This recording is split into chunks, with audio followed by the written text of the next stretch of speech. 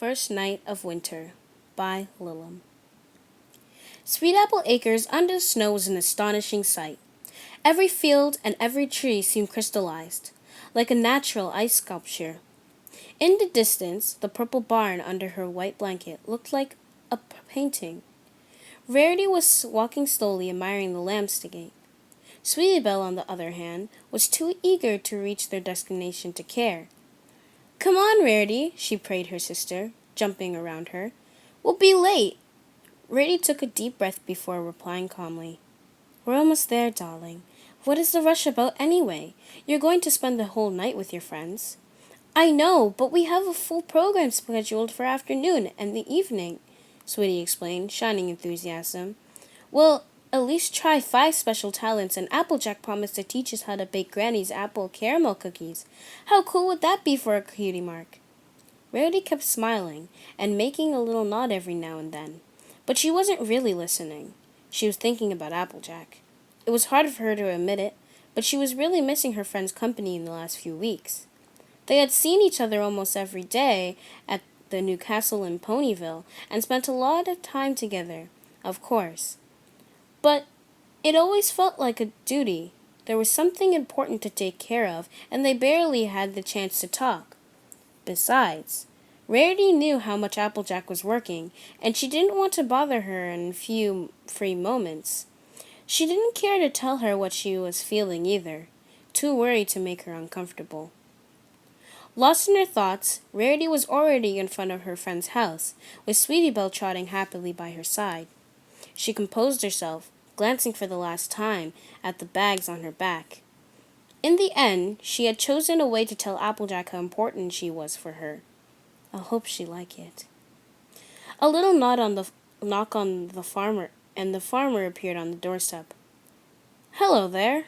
"Hello, Applejack," Sweetie Belle replied, smiling. "Where's Apple Bloom?" She's already upstairs with Scootaloo, Sugar Cube. They're waiting for you." With a blink, the farmer pointed behind her with a hoof. "Thank you," and the filly was gone, having left her sister without even saying goodbye. Well, that was rude. The white unicorn couldn't help but sigh. And not ladylike at all. "Don't be mad, Rarity. Today Apple Bloom was really excited too." Applejack looked at the stairs, and a little worry in her voice. "I don't want to know what they have planned." "I'm afraid you'll find out pretty soon." They both giggled. Then Applejack suddenly looked at her, realizing she was still outside. "Come on in now, Sugar Cube. Do you have time for a cup of tea?"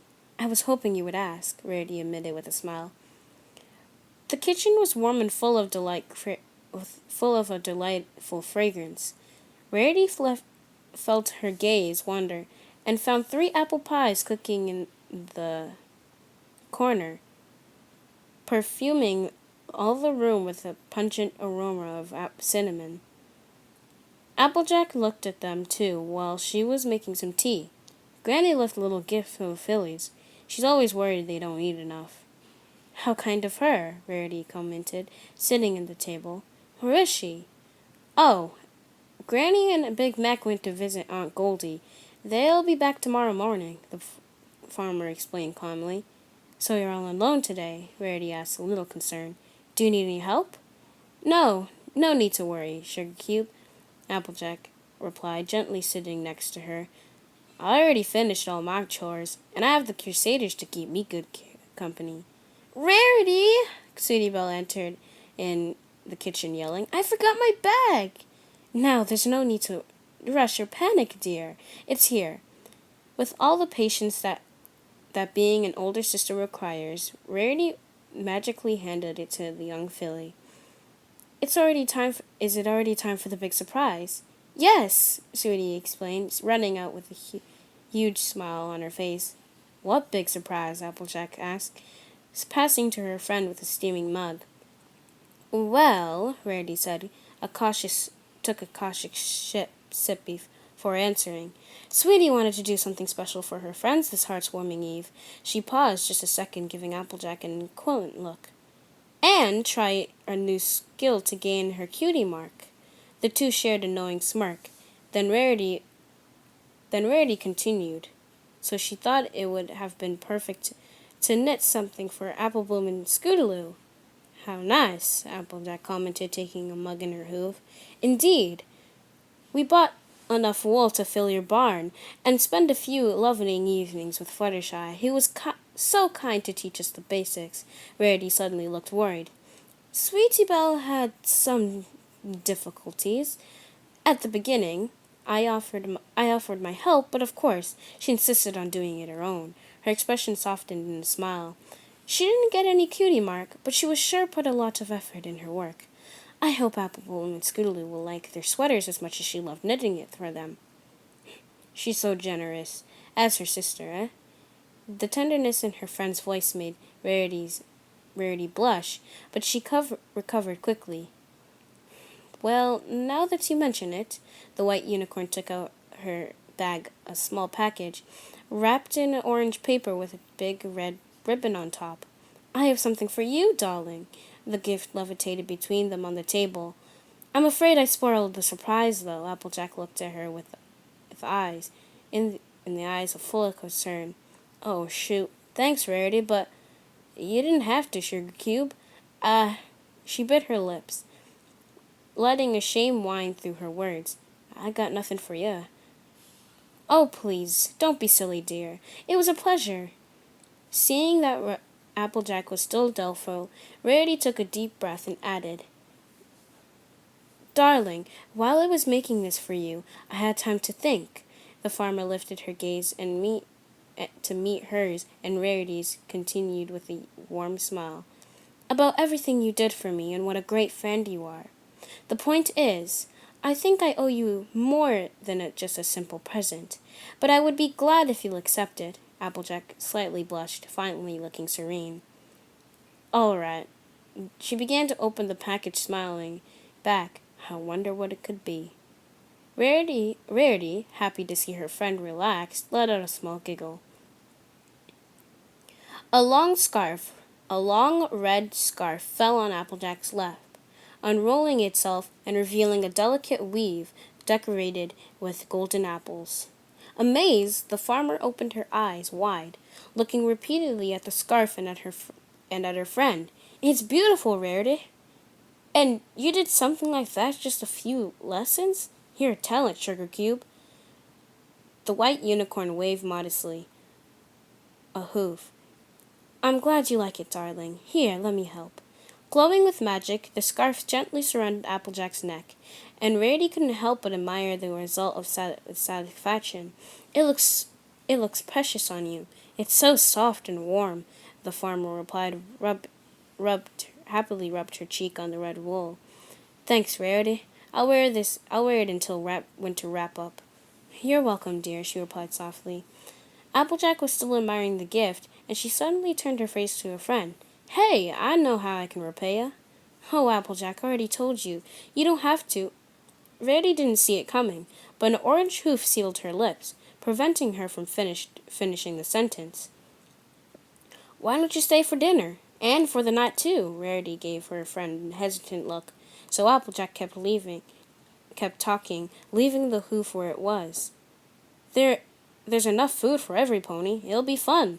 I promised the cutie mark crusaders a cooking lesson after dinner, and then we can sit together by the fireplace, tell some stories. Rarity felt the hoof leaving gently her lips, revealing a smile. And, the farmer added, when the fillies are finally asleep, maybe we can have a sleepover. It's been a while since we had a chance to chat a little. Applejack softened her voice, blushing and fixing the gaze on the table. I miss it, spending time with you, just the two of us. Rarity wanted to say something in another situation with someone else, she would have reacted in a very logical way, choosing her words carefully to express her gratitude like a real lady. But she could only find her heart racing in her chest with tears and joy slowly filling her eyes. She finally lifted up her head and opened her mouth to speak, just to find her friend's smile returning for her. Applejack already knew the answer. Oh, silly me. She felt so happy. She wanted to hug her, but she didn't care. Instead, she put down She put down her mug to take one of Applejack's hooves between hers, caressing it gently. One look, and it felt like they were closer than ever. Rarity collected all her courage and leaned forward to her friend. Boom! A little explosion came from upstairs, completely smashing the tension between the two mares. They both jumped in their chairs, staring at the ceiling like it was about to fall on their heads. The only thing that came through was Appleboom's voice, feeble and incredibly nonchalant. Applejack, could you come here when you have the moment, please? Besides, it would come in handy to have someone help me with those 3 little demons. Applejack let out a sigh, smiling wearily. I'll do my best, Rarity replied, giggling. Then before the farmer could even blink, she stood up and gave her a peck on the cheek, right now upon the corner of her smile. Now I suppose we really should go check out what all that noise was about, she said happily, trotting through the kitchen door.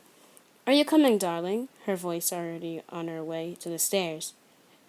Right behind you, Applejack whispered to the empty room, still petrified, her face red as the scarf around her neck. Well, that was the story. I hope you guys liked it. That was First Night of Winter by Lilim, Lilim.